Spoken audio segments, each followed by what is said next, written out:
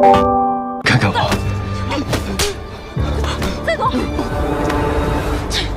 真的已经拒绝他。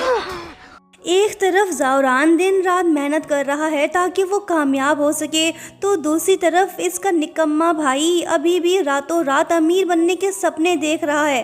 खैर, handsome mechanic को काम करता देख ज़ुवान के दिल में हलचल शुरू हो गई।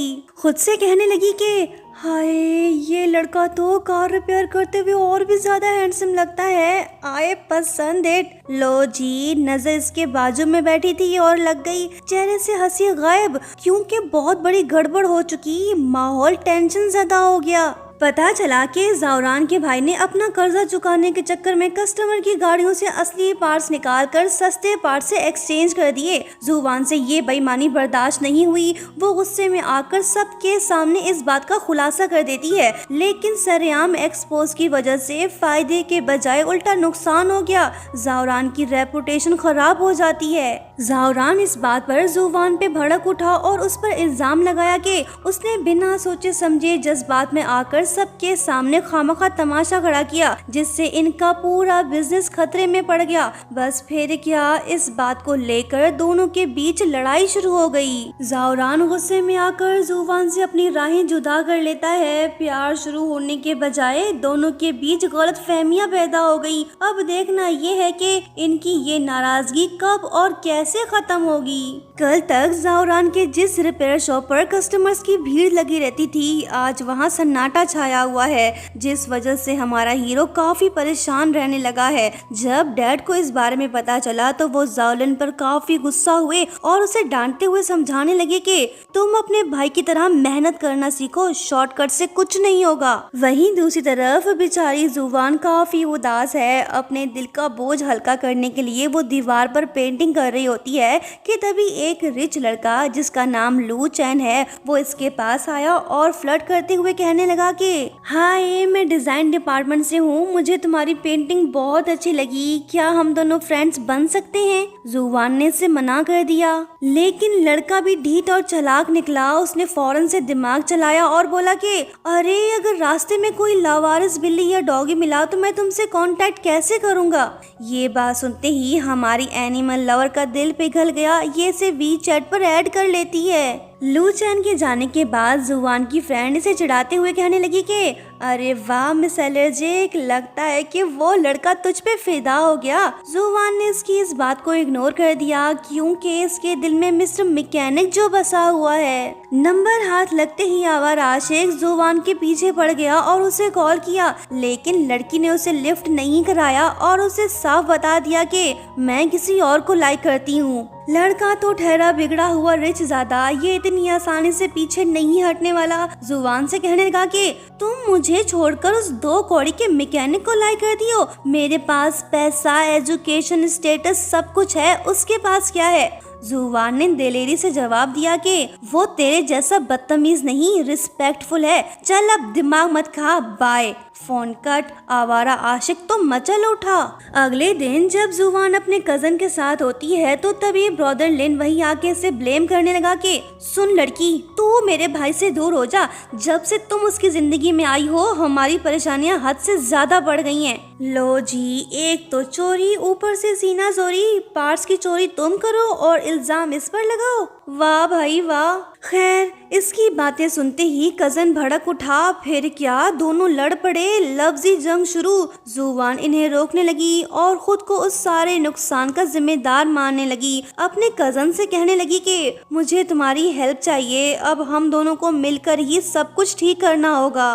कजन भी मान जाता है, लेकिन अगले ही पल ये नाक पर गुस्सा लिए सीधा मिस्टर मैकेनिक के पास जा पहुंचा और उस पर गरजने लगा कि तुमने मेरी बहन पर झूठा इल्जाम क्यों लगाया और इस मासूम परी को यहाँ जबरदस्ती काम पे क्यों लगाया? मिस एलर्जिक ने अपना सर पकड़ लिया, सोचने लगी कि मैंने भी किस गधे से हेल्प मांग ली, ये मामला सुलझाने आया है या फिर उलझाने? ज़ावरान खामोश खड़ा है, लगता है कि इसका गुस्सा ठंडा हो चुका है। ये ज़ुवान को एक और मौका देना चाहता है। अब ये उस लड़की को खुद से दूर कैसे करे जिसे ये 10 सालों से ढूंढ रहा था। उसके बाद हम देखते हैं कि ज़ावरान के बिजनेस को फिर से खड़ा करने के लिए जुबान अपने कजन के साथ मिलकर नए प्लान्स बनाना शुरू कर देती है। मिस्टर मैकेनिक भी यहीं आसपास ही मौजूद है।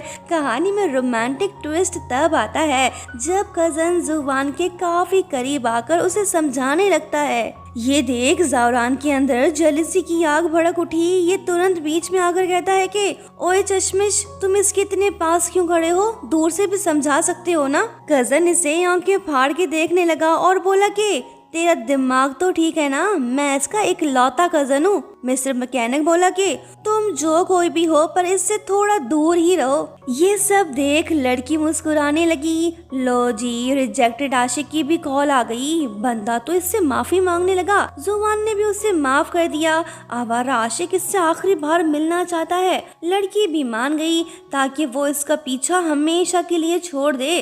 अब ये नामुराद आशिक सच में सुधर गया है या फिर ये उसकी कोई नई चाल है? देखते हैं आगे। चलिए अब ये भी जान लेते हैं कि आखिर हमारा हीरो मैकेनिक क्यों बना। फ्लैशबैक से हमें ये पता चलता है कि ज़ावरान और उसके दोनों सिबलिंग्स को उनके फादर ने अडॉप्ट किया था। इनके डैड कोई आम इंसान नहीं बल्कि एक बेहतरीन रेसर थे। लेकिन जिंदगी ने तब करवट बदली जब एक खौफनाक एक्सीडेंट ने इन्हें चलने फिरने के काबिल नहीं छोड़ा। उस हादसे के बाद घर की सारी जिम्मेदारी ज़ावरान और उसके भाई के कंधों पर आ गई। अपनी फैमिली को सपोर्ट करने के लिए दोनों भाइयों ने स्कूल तक छोड़ दिया और कार रिपेयरिंग का काम संभाल लिया। सो इस तरह से ज़ावरान एक स्किलफुल मैकेनिक बना।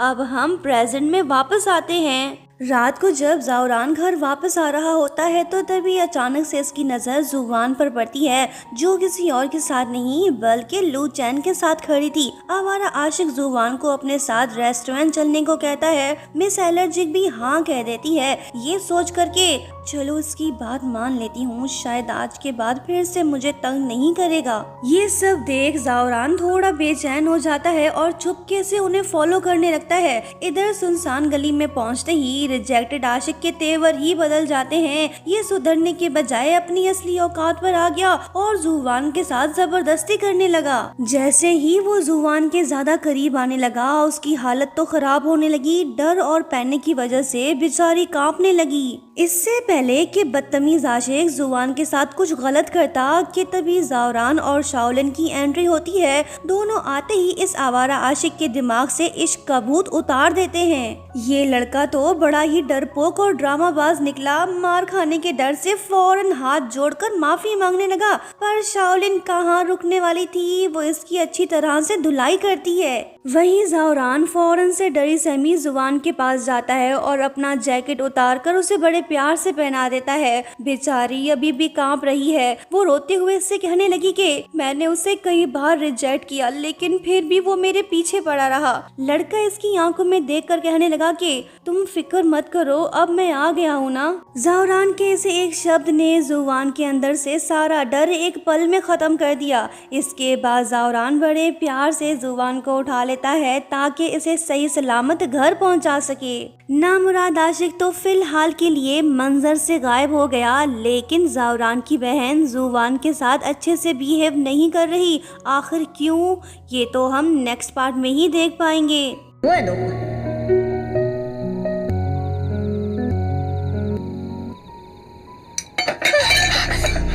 चैनल को सब्सक्राइब करते हुए जाना। Thank you so much for watching. Bye bye.